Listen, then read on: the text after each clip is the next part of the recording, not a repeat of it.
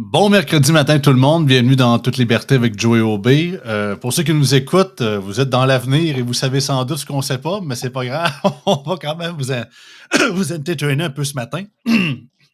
Avec Amadou Keïta, on parle justement des élections américaines, mais plus précisément, en fait, la vision de l'Afrique par rapport à ça. Écoutez, on s'est dit, sachant qu'on est dans le passé et on ne sait pas encore les résultats de l'élection, qu'est-ce qu'une victoire de Kamala Harris va amener, va faire les conséquences du moins positives et négatives pour l'Afrique et sa jeunesse, et vice-versa, qu'est-ce qu'une victoire de Trump ferait également pour l'Afrique. Écoutez, fait qu'on en parle ce matin dans toute liberté.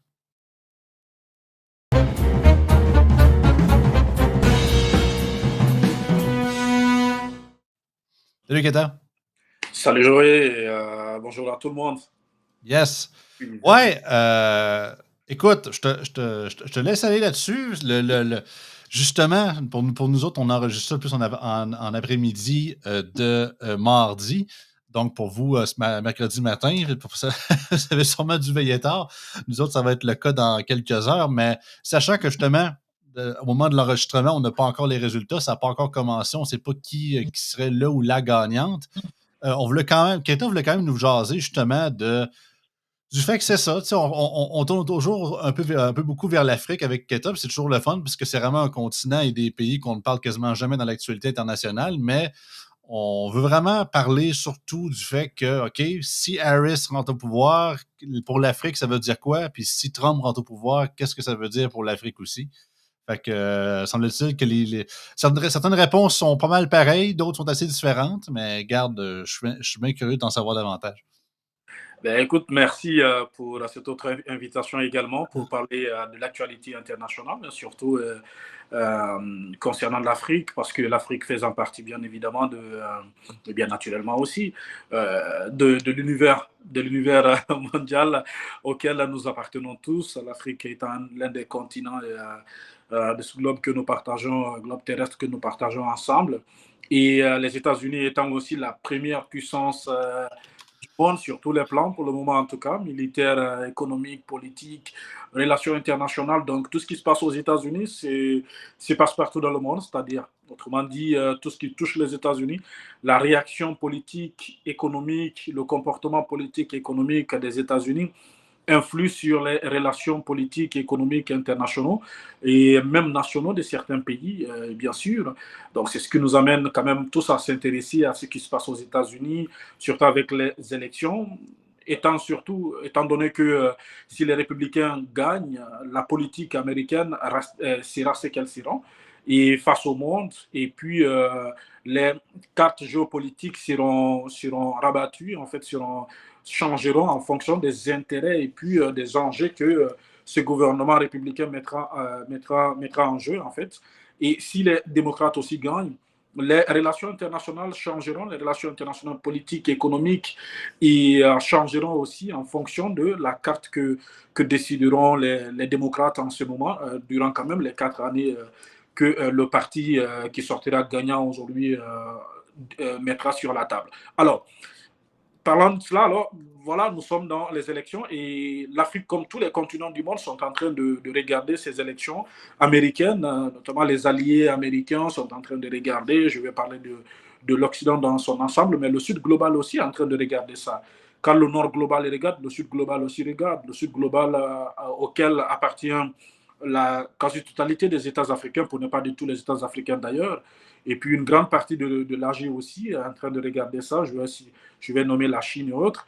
Fait que c'est ce qui nous réunit aujourd'hui. Alors, parlant de profil des deux candidats, il faut savoir que Donald Trump, il n'est pas.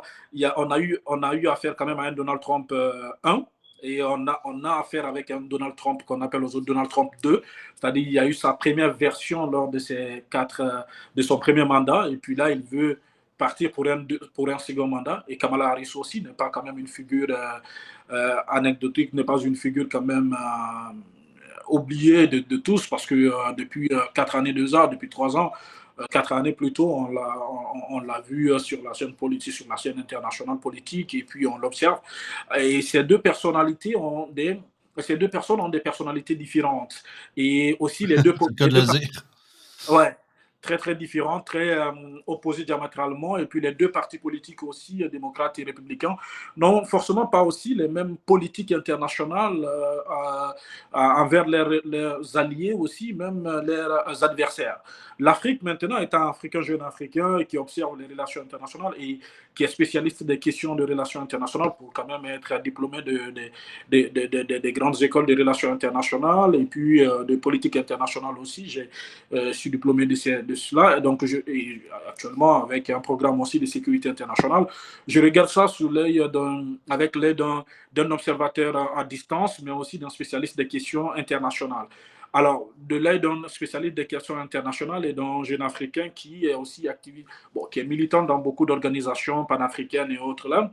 Bon, quand on parle de panafricanisme, on parle là souvent de ceux qui prônent en fait non seulement la libération de l'Afrique sur sur tous ces plans, mais aussi la coopération que l'Afrique pourrait avoir tissée avec telle autre puissance internationale. Je regarde ça comme tout jeune Africain avec méfiance et avec recul. Alors, avec méfiance ou recul, pourquoi? Parce que Donald Trump reste ce qu'il est, et puis on a tous nos idées sur lui. Et si Donald Trump arrivait à gagner ses élections en tant que jeune Africain, ça fait craindre, mais aussi ça nourrit de l'espoir pour beaucoup de jeunes. Et si Kamala Harris aussi gagne, ça fait craindre, mais ça nourrit aussi de l'espoir. Je m'explique. Pour Donald Trump, c'est que, tu sais, pour la jeunesse africaine, on se dit que, tu sais, les républicains et les démocrates, il y a vraiment question à débat en Afrique parce que on n'a pas le même regard que des puissances alliées aux États-Unis. Je vais parler de l'Occident dans son ensemble, du Nord global dans son ensemble. Et puis, l'Afrique n'est pas comme bien évidemment que tous les pays africains font partie du Sud global, mais qui ont aussi des intérêts divergents. Mais ils regardent la présidence de Trump, si on fait un recul, si on revient en arrière sur les 4 années de la présidence de Donald Trump, ce que les Africains ont observé, et ils se disent peut-être que c'est la même chose qui se produira. C'est que Donald Trump, quand il est au pouvoir avec son slogan America First, c'est-à-dire pour lui, c'est l'Amérique d'abord, les États-Unis. Donc, tous ces engagements internationaux des États-Unis pour aller déclarer la guerre par-ci, par-là, pour des intérêts économiques, politiques parfois non avoués, ou pour la promotion de telle ou telle autre valeur, Donald Trump s'oppose quasiment à tout cela. Et justement, c'est ce qui fait que beaucoup de pays africains, beaucoup de gens sont étonnés de voir que les Africains, en grande partie quand même, la jeunesse africaine, soutiennent souvent, je vais parler de jeunes, soutiennent les candidats ou la candidature de Donald Trump. C'est étonnant. C'est vraiment étonnant parce que, mais pour un Africain, moi je comprends. Même si je ne partage pas en grande partie. Pourtant, excuse-moi de te couper, Gaëtan, mais pourtant, ça casse complètement le narratif, parce que, tu sais, Trump est selon nos médias traditionnels, est un raciste notoire. Bien évidemment, aucune personne de couleur n'oserait voter pour lui, tu sais. On se rappelle des paroles de Joe Biden peu avant l'élection de 2020. If you vote for Trump, you ain't black. Tu sais, si vous votez pour Trump et vous êtes noir, mais vous n'êtes pas vraiment des noirs parce que vous reniez votre héritage, vous reniez votre histoire. Tu sais, c'est caboté, mais en même temps, on comprend un peu, sachant que on en a parlé quelques fois à quel point que les élections américaines ont tellement, pas les élections, mais les États-Unis ont tellement mis leurs mains dans différentes politiques de différents pays africains que là, pour une fois, les États-Unis, justement, s'occupent plus d'eux autres, puis ils font tout ce qui est international, ou du moins l'ingérence étrangère, c'est pas mal, la pédale à gaz, c'est pas mal beaucoup retiré, ben, c'est quasiment une première, là, fait que c'est pas surprenant que beaucoup de pays d'Afrique soient d'accord que ça arrive, là. Oui, justement, tu le précises très bien. En fait, c'est que, oui, bon, avec cette déclaration de Joe Biden, on comprend très bien, c'est des communications politiques le plus souvent qui fonctionnent parce qu'il ne faut pas oublier que les États-Unis, enfin, les démocrates, les partis démocrates et les partis républicains, tous sont en train de faire la cour à cette classe, enfin, afro-américaine, et parce que, justement pour ça. Mais en tant qu'Africain, en fait, on se dit, c'est pas un discours qui concerne en grande partie, enfin, que les Africains acceptent, parce que les Africains essaient d'observer, de regarder la réalité des faits. On va partir par des exemples empiriques qui sont très clairs. Les Africains se disent, ben, écoutez, nous, pendant la présidence des démocrates, que l'Afrique est de plus en plus déstabilisée que sous la présidence des républicains. Ils se disent, Par exemple, sous la présidence de Donald Trump, de Barack Obama, qui est un d'abord afro-descendant, qui est originaire même, ce n'est même pas fils d'un esclave, en fait, d'un ancien esclave, il n'a pas le sang esclave en réalité, mais c'est le fils d'un immigré qui a quitté Kenya. Tu vois, les gens, ils n'ont pas, il y a cette nuance. Il y a des Afro-Américains qui ont le sang, qui sont de la descendance de ce peuple noir qui a été esclavagisé aux États-Unis, mais il y a des Afro-descendants aussi qui ont le sang, qui n'ont pas ce sang, qui n'ont pas ce Ben, sang, il y en a qui sont restés mettons, en Afrique puis sont venus par après. Pas nécessairement. Ils n'ont pas tous traversé l'Atlantique à cause c'est ça, exactement. je vais prendre le thème officiel des négriers. C'est comme ça qu'on appelle les bateaux transporteurs d'esclaves. Je ne veux pas être méchant, mais c'est ça le terme officiel. Parfait. Pas le terme officiel, et c'est bien de le dire parce que ça facilite la compréhension. Justement, alors, il y en a qui ne sont pas du sang de ces afro-descendants comment on appelle, l'esclavage transoccidental. Alors, Barack Obama fait partie de ces gens-là. Et les Africains se disent, c'est noir. C'est pendant la présidence de ces noirs africains quand même, de descendance, que la Libye a été bombardée, qui d'ailleurs a eu le discours en disant We are going to finish the job. C'est-à-dire que le job qu'on a commencé, parce que l'Union africaine s'était fermement opposée pour dire que ne venez pas bombarder la Libye pour de simples raisons que les terroristes du Moyen-Orient, qui fuient le Moyen-Orient, qui fuient le monde arabe, c'est la Libye qui les canalise, c'est la Libye qui empêche que ces terroristes viennent attaquer les pays du sud du Sahara, comme le Mali, le Niger et le Burkina aujourd'hui. Tu vois. Donc l'Union africaine s'est fermement opposée et l'Union africaine même avait dépêché à l'époque une délégation pour aller en Libye négocier avec Kadhafi afin qu'il quitte le pouvoir pour éviter tout ce qui s'est passé après. Mais sauf que le Conseil de sécurité de l'ONU a quand même sommé cette délégation de ne pas atterrir en Libye parce que, justement, et il y a à l'époque d'ailleurs c'était le représentant de l'Union africaine avait communiqué avec Barack Obama. Et Barack Obama l'a dit ouvertement.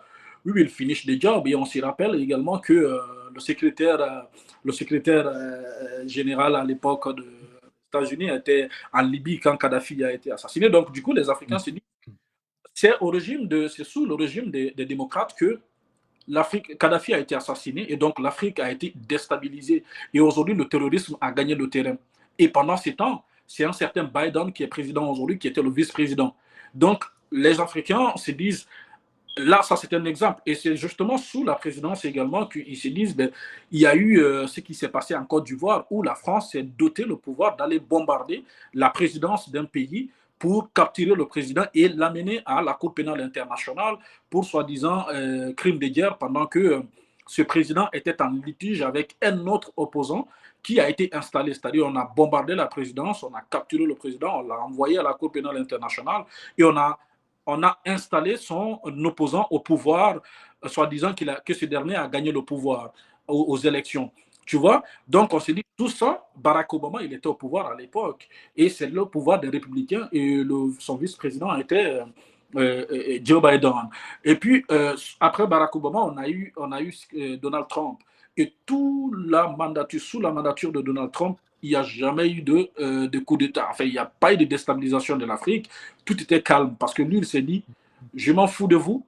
De toutes les façons, tout le monde sait qu'il est raciste. Ouvertement, il est honnête avec lui-même. Là, il le dit ouvertement, comme il l'a bien dit, vous êtes des pays de merde. Bon, je m'excuse pour ceux qui nous écoutent. Ouais, c'est ça. Ben, en fait, le terme officiel, il disait, c'était quoi? C'était shithole country, quelque chose comme ça. Tu vois, Ouais. ça fait mal, mais en réalité, au moins, on se dit, lui, il est honnête, là. Il dit clairement, je vous aime pas, donc restez chez vous. Ben, On va rester. à sa micro-défense, puis écoute, le gars, il a zéro. Bien évidemment, ses propos n'ont aucune nuance, puis il est fort possible qu'il ratissait beaucoup trop large, mais en tout cas, de ce que je connais de Donald Trump, bien évidemment, je ne suis pas dans sa tête, mais j'ai le feeling qu'il parlait principalement, souvent, en tout cas, certes, plusieurs pays d'Afrique qui ont souvent soit un régime autoritaire, soit, mettons, des seigneurs de guerre qui gèrent la place, que nécessairement des pays, mettons, comme le Maroc ou l'Égypte, par exemple. Tu sais. Mais encore là, je le défends à sa place, là, c'est lui qui aurait dû être plus précis dans ses propos, mais c'est vrai que c'est pas fort. Ouais. Fait que, Ben, écoute, justement, pendant que tu le dis, en fait, moi, justement, ben, moi, je n'ai pas cherché quand même à le défendre parce qu'en réalité, les mots ont leur place. Ils pouvaient peut-être employer d'autres termes qui ne seront pas aussi blessants à ce niveau, même si, je l'ai dit, je ne suis pas trop fan du politiquement correct. Parfois, il faut dire les choses comme on les pense, mais ben, ben, c'est un peu paradoxal, hein, Keïta, parce que tout au long, justement, tu parles des démocrates ils ont renversé des gouvernements, ou du moins, ils ont eu beaucoup d'ingérence.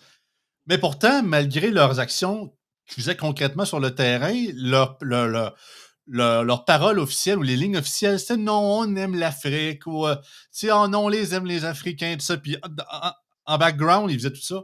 ouais. Tandis que Trump, à l'inverse, il vous appelle de shithole countries, mais il vous fait rien. C'est Donc, un peu spécial quand on y pense. Là, au moins, il vous dit sur quel pas danser, mais au moins, il vous écœure pas. Tandis que l'autre, il dit ce qu'il vous aime et finalement, les actions, c'est pas nécessairement positif. C'est un peu spécial. C'est un ou ouais. l'autre. Non, mais j'aime tellement ton analyse. Alors, tu vois la nuance, tu as tout vu. En fait, tu as résumé en fait, le dilemme dans lequel la jeunesse se trouve face aux élections aux États-Unis. Parce qu'on s'est dit, on est entre deux camps. Il y a un camp qui ouvertement nous dit, je ne vous aime pas. Mais en plus, qui ne nous fait rien, même s'il ne nous donne rien, mais il ne nous fait rien. Là. Il nous laisse là où nous sommes. C'est tranquille. Chacun reste chez soi. Là.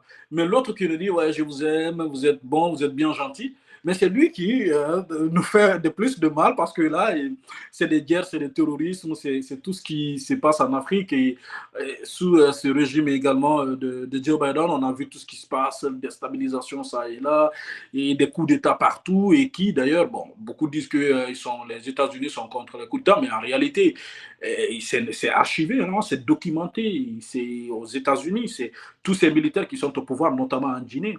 Ces militaires ont été formés par les Américains. C'est les Américains qui les ont formés et le coup d'État, ils ne sont pas étranges au coup d'État. Ils savaient que ces militaires préparaient le coup d'État, ils ne les ont pas empêchés, ils n'ont rien fait. Fait que c'est des disciples. Bon, le Mali, ça peut être le contraire. Même au Niger, c'est tout dernièrement qu'il y a eu rupture entre eux. Mais sinon, le président actuel du Niger et beaucoup des officiers de ce pouvoir militaire au Niger ont fait leur formation aux États-Unis. Et ils étaient en bon terme avec les Américains, mais c'est après tu vois, pour des intérêts un peu qui se sont opposés, ils ont demandé le départ de l'armée américaine. Tu vois, donc ça veut dire que en réalité, au fond, les États-Unis, le discours que les démocrates tiennent ouvertement et ce qui se passe dans les coulisses en regard de certains pays en Afrique, c'est totalement différent. Et c'est ce qui fait que le regard de la jeunesse africaine aussi, ce regard, il est différent quant aux deux régimes, le régime des démocrates et des républicains. Alors, si Donald Trump gagnait le pouvoir, en grande partie, la jeunesse africaine, elle ne sera pas opposée. En fait, elle se sentira plutôt à l'aise. Elle se dira, OK, au moins lui, on sait qu'il ne nous aime pas, là, mais il ne nous fait rien, on va rester dans ça. Mais les démocrates, on n'est jamais fixé sur qu'est-ce qui se passera demain.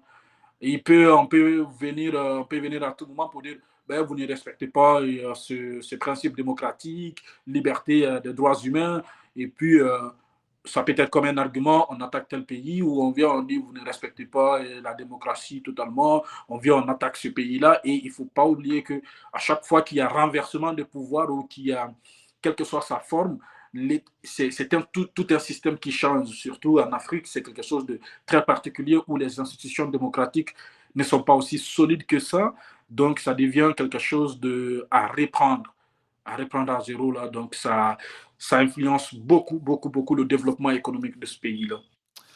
C'est un peu. J'ai l'impression, puis regarde, je suis curieux de t'entendre là-dessus, c'est que autant que, bien évidemment, les paroles parlent pour beaucoup, puis je pense qu'il y a quand même un historique qui fait qu'on a l'Afrique a toujours une certaine méfiance envers les grandes puissances, principalement les États-Unis, mais j'ai le feeling qu'avec le background culturel de l'Afrique, incluant également le côté religieux, plus traditionnel, fait que je pense que par défaut, beaucoup de pays africains, ou du moins des gens africains en général, respecteraient beaucoup plus un gouvernement américain fort avec une tête forte à sa tête. Je viens de faire je viens de faire je viens de faire un double sens ici. C'est ça, avec une figure forte à sa tête, que nécessairement une présidence faible qu'on a eu avec Biden, par exemple, ou même, on va, on va, on va dire l'éléphant dans la pièce, une femme au pouvoir. Je veux pas être méchant, puis gars, mon but, c'est pas de traiter les gens d'Afrique de racisme, mais tu sais, ou de sexistes dans ce cas-ci, mais dans le sens que dans certaines places, voir une femme présidente, c'est pas vu comme un symbole de puissance encore dans certains coins du monde. Même au contraire, c'est quasiment vu comme un genre de régression. Là. Il y a encore plusieurs endroits qui ont encore des visions très, très homocentristes ou très masculinistes du pouvoir, contrairement à nos sociétés aujourd'hui. Là.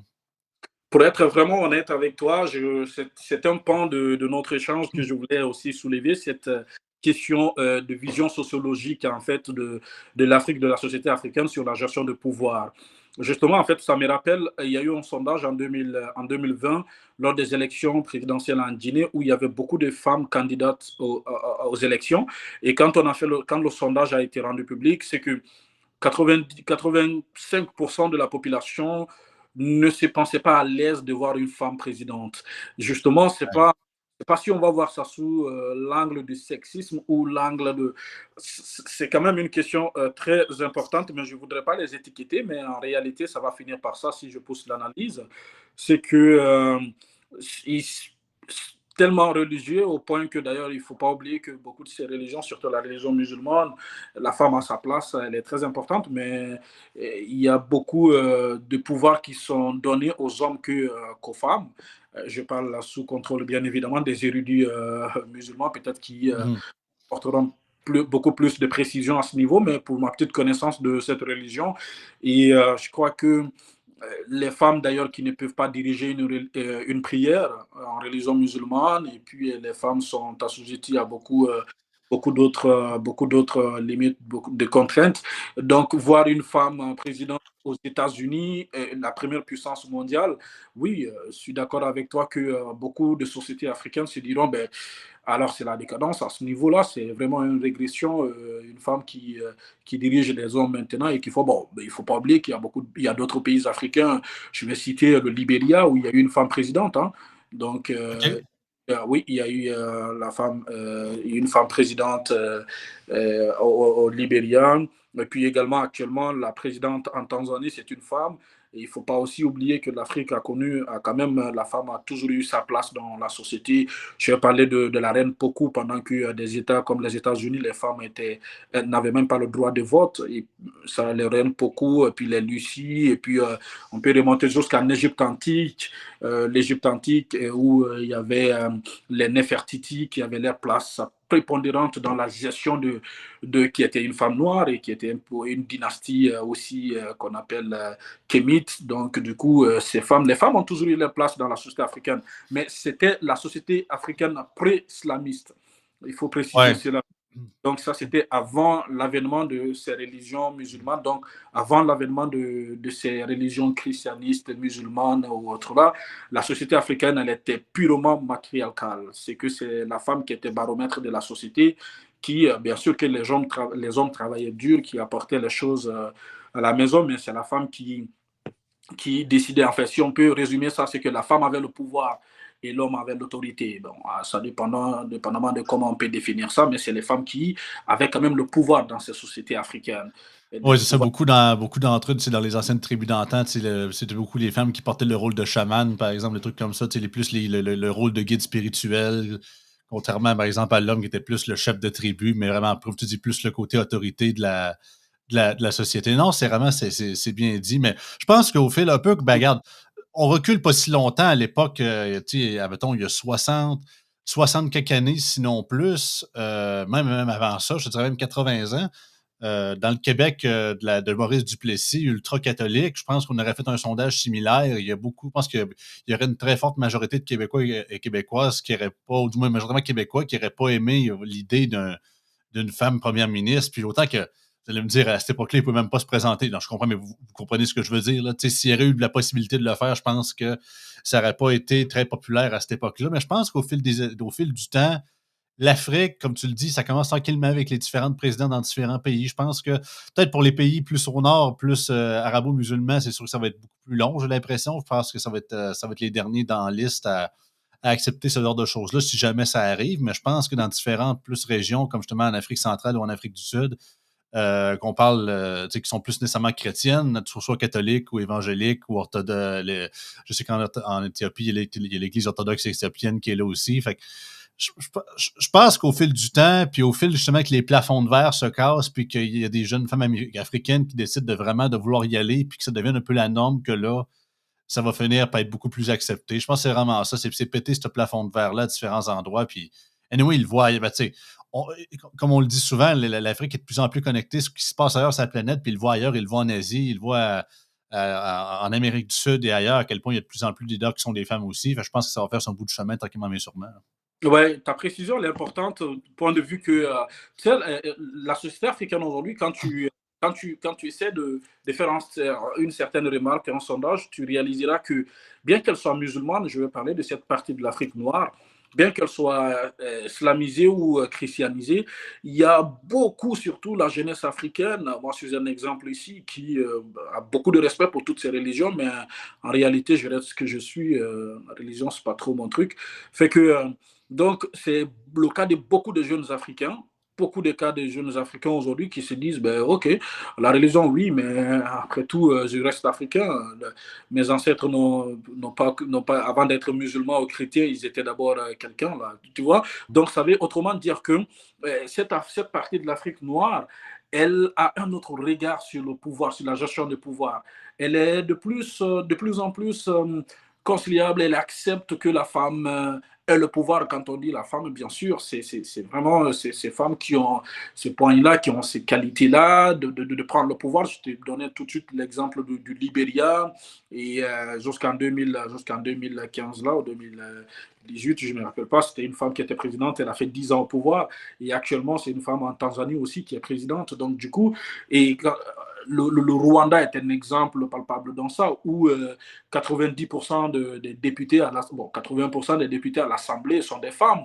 À l'Assemblée, OK. ah oui, le Rwanda est un exemple dans ça. Et puis même dans le gouvernement, le nouveau gouvernement là, également, beaucoup de femmes aussi sont les ministres, la majorité, je crois aussi, c'est des femmes. Je regardais la liste il y a au moins 2 semaines. Donc, c'est pour dire que oui, l'Afrique noire a quand même fait une très grande avancée dans ça. Donc, elle ne verrait pas très mal Kamala Harris venir au pouvoir, mais ce qui l'inquiète de plus, c'est cette politique interventionniste en fait des démocrates dans les États africains à vouloir imposer souvent des principes ou des cultures qui leur paraissent normales, mais qui, aux yeux d'un Africain qui ne semble pas être aussi adapté à la société africaine, c'est ce qui les inquiète là. Cette pensée politique ou la doctrine politique adoptée par les républicains, mais la question de genre, je crois que l'Afrique noire a beaucoup évolué sur ça, mais tu parlais de l'Afrique, comme on l'appelle l'Afrique blanche, pour parler des pays maghrébins du Nord. Ça reste vraiment un enjeu, un sujet à discuter. Je crois qu'il y a certains pays quand même de l'Afrique du Nord qui ont fait beaucoup d'avancées dans ce cadre-là. Je parle notamment de la Tunisie qui aujourd'hui l'un des pays d'inclusion de genre ou des hommes de couleur, enfin, parce qu'il y a beaucoup aussi de peuples noirs aussi tunisiens, même si parfois le pouvoir actuel essaie d'utiliser la carte de xénophobie en fait à l'égard des immigrés pour justifier sa faillite ou son échec de gestion économique. Mais en réalité, quand même, administrativement, le pays fait beaucoup de progrès dans ces cadres-là. Je crois qu'un pays comme la Tunisie, il ne trouvera pas de problème à accepter qu'une femme soit présidente. C'est quelque chose qu'ils vont quand même analyser autrement, mais les autres pays, je ne connais pas trop les réalités. Mais je crois qu'ils ont aussi des valeurs qui peut-être peuvent justifier leur opposition à ce pouvoir, des valeurs qu'on peut-être on ne pourra pas être d'accord, mais qu'on va quand même accepter et comprendre là. Tu vois? Donc, ces pays de l'Afrique noire, quand même, ça reste quelque chose à discuter. Mais l'Afrique blanche plutôt, mais l'Afrique noire, c'est vraiment Kamala Harris au pouvoir. Question de genre, ça ne posera pas de problème. Mais quelles seront ces politiques envers l'Afrique? Et si on se base sur les exemples empiriques que je venais de citer, dont je venais de citer quelques-uns là, on croit que les démocrates au pouvoir, ce n'est pas une Afrique stable, c'est toute une Afrique incertaine. Le plus souvent, ça ne veut pas dire que les Africains sont opposés au pouvoir des démocrates. Les Africains veulent bien la démocratie, mais ils veulent qu'on les accorde quand même ce temps de mûrir en fait la démocratie, de l'adapter à leurs valeurs nationaux ou ancestrales plutôt, nationales, pour évoluer en fait. Mais les démocrates, nous avons parfois l'impression qu'ils sont plus pressés au fait qu'ils sont tellement pressés que les Africains épousent toutes les valeurs démocratiques, oubliant que et ils ont mis quand même des siècles, même pas ne pas dire, ils ont mis des années, des années, des siècles même avant d'arriver là où ils sont aujourd'hui avec la notion de démocratie. Les États-Unis, ça date pas d'aujourd'hui. Et la France avec la démocratie, ça date pas d'aujourd'hui, mais l'Afrique, des questions de démocratie comme telle aujourd'hui, l'Afrique a accepté ça dans les années 90, donc ça à peine 60 ans, même pas 60 ans, à peine 40 ans, tu vois. C'est quelque chose quand même de très nouveau pour les Africains. Fait que je crois que il faut s'adapter, au rythme auquel les Africains évoluent avec la démocratie, mais avec un régime, avec un pouvoir de Donald Trump, de toute évidence, ben, il est aussi imprévisible, hein, Donald Trump. Oh, Mais oui. oui, très, très imprévisible.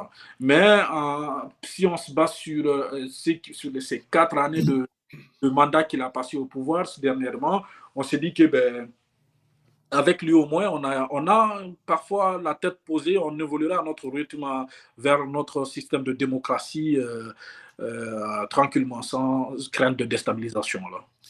Non, non, puis surtout, c'est ça que si Kamala Harris l'emporte, je pense que c'est pas de savoir ses politiques qui vont plus faire fesser l'Afrique. C'est quand sa première visite en Afrique, elle va trouver elle va présenter son nouvel accent africain qu'elle vient de découvrir, puis elle va Ouais. le dire dans son discours. Mais, Parce que tout au long de la campagne, peu importe où c'est qu'elle allait aux États-Unis, elle a changé d'accent toutes les maudites fois. mais, Fait qu'elle va se trouver un accent africain, chemin, elle se rend en Afrique. Ça va être beau. cette madame, en fait, moi, je me suis dit, mais à quoi elle joue, en fait ça se voit. C'est pourquoi, en fait, beaucoup d'analystes pensent qu'elle n'est pas vraie, en fait. Ah non, elle n'est Elle pas authentique pantoute. Sérieusement, j'ai rarement vu ça, là. de, C'est. il y a toujours le fake dans ce qu'elle fait. Bon, ben, je suis vraiment pas. C'est une dame que je respecte tellement. Voyant son parcours, on s'est dit, mais c'est incroyable. Ce qu'elle a fait pour arriver jusque là où elle est, c'est quelque chose de titanesque et vraiment pharaonique. Mais en réalité, moi, je me dis, à la différence de Trump, je le disais dans l'un des passages tout de suite, Trump, il est vrai. Il t'aime pas, il t'aime pas. Il te dit clairement ce qu'il pense de toi. Fait que tu comprends. Là, lui, je sais comment je vais me comporter avec lui. C'est clair.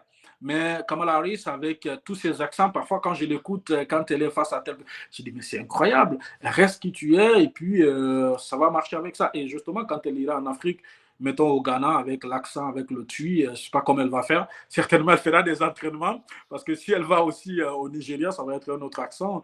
Kenya, un autre accent. Fait que Sud-Afrique, un autre accent, ça ne va pas être facile pour elle. Là. Tu vois? Elle va voir qu'elle ait un très grand registre. On va dire ça comme ça. Écoute, Keita, je sais pas si tu avais de derniers mots à dire avant qu'on se laisse. C'est ça, on a quand même fait le tour, mais si tu avais un élément que tu avais omis de mentionner, je te laisse le mot de la fin. Ben oui, en fait, le seul élément, je l'ai dit, ben je vais juste développer, c'est vraiment euh, cette situation dans laquelle on se trouve, où ce dilemme ou ce doute-là qui va être bon pour l'Afrique ou mauvais pour l'Afrique. Moi, en réalité, personne n'est bon pour l'Afrique ou mauvais pour l'Afrique. Seuls les Africains, peut-être, pourront être bons ou mauvais pour l'Afrique, dépendamment de qui s'y trouve. Et j'invite surtout les Africains à arrêter de jouer la carte de race. J'ai toujours dit ça quand je suis avec, enfin, pas de race, de couleur, de peau. Je l'ai toujours dit parce que là, moi, je suis convaincu d'une seule chose que notre couleur de peau ne définit pas qui nous sommes en réalité. On est tous différents, des bons, des mauvais au sein de la communauté noire, des bons, des mauvais au sein de la communauté blanche, ou des bons, des mauvais au sein de la communauté arabe, asiatique et tout ça. Donc, au sein de toutes les communautés, on trouve des bons et des mauvais. Donc, c'est ce qui fait que je ne veux pas que pendant ces élections-là, l'analyse sous l'angle de couleur de peau ne définit pas la chose là, pour la simple raison que Barack Obama était un noir, mais ce qu'il a fait à l'Afrique, il a causé plus de tort à l'Afrique que Donald Trump, qui est quand même purement de sang blanc. Là. Ah oui, Et en Somalie, il y avait une plus grande population de drones qu'une population de Somaliens. Là. C'est capoté. Là. donc, et pour finir, vraiment, l'Afrique, on a plus de 54 pays, donc disons près de 54 présidents qui sont noirs, ou presque plus de 40 qui sont noirs, les autres sont des Arabes. Mais ça n'évolue pas. Ça n'évolue pas pourquoi? Pourtant, c'est nos frères noirs qui dirigent nos pays. Ça veut dire que la question n'est pas une question de couleur de peau, mais une question de vertu. C'est une question de vertu, une question de valeur. Donc, qu'on essaye de voir qui a vraiment épouse des valeurs qui peuvent aller avec nos valeurs et qui peuvent accepter, qui peuvent aller dans le même sens de nos intérêts que nous. Donald Trump ou Kamala Harris, pour moi, c'est pas un blanc, c'est pas un homme blanc ou une femme noire, enfin de descendance noire qui sont en liste là, mais c'est deux personnes qui ont des valeurs différentes et qui ont des politiques différentes, qui viennent de deux mondes différents.